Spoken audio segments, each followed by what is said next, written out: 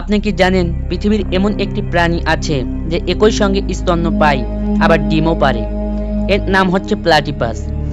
দেখতে এর ঠোঁটটা হাঁসের মতো, লেজ বিভারের মতো, আর পা হচ্ছে অনেকটা ভোঁদরের মতো। এটি প্রথমবার যখন বিজ্ঞানীরা এটিকে দেখেছিল তখন তারা ভেবেছিল এটা হয়তো নকল কোনো প্রাণী।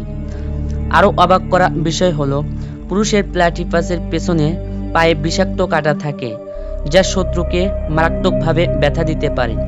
শুধু তাই নয়, প্লাটিপাস চোখ বন্ধ করে পানির নিচে শিকার খুঁজে বের করতে পারে বিশেষ বৈদ্যুতিক অনুভূতির সাহায্যে।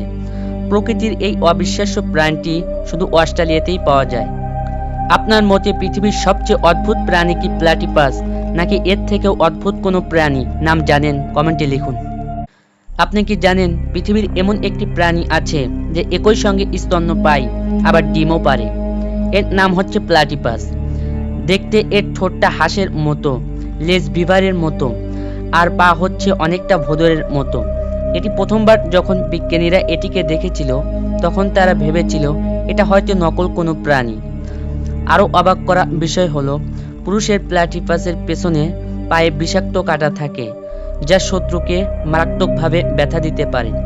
শুধু তাই নয়, প্লাটিপাস চোখ বন্ধ করে পানির নিচে শিকার খুঁজে বের করতে পারে বিশেষ বৈদ্যুতিক অনুভূতির সাহায্যে। প্রকৃতির এই অবিশ্বাস্য প্রাণীটি শুধু অস্ট্রেলিয়াতেই পাওয়া যায়। আপনার মতে পৃথিবীর সবচেয়ে অদ্ভুত প্রাণী কি প্লাটিপাস, নাকি এর থেকেও অদ্ভুত কোনো প্রাণী নাম জানেন? কমেন্টে লিখুন।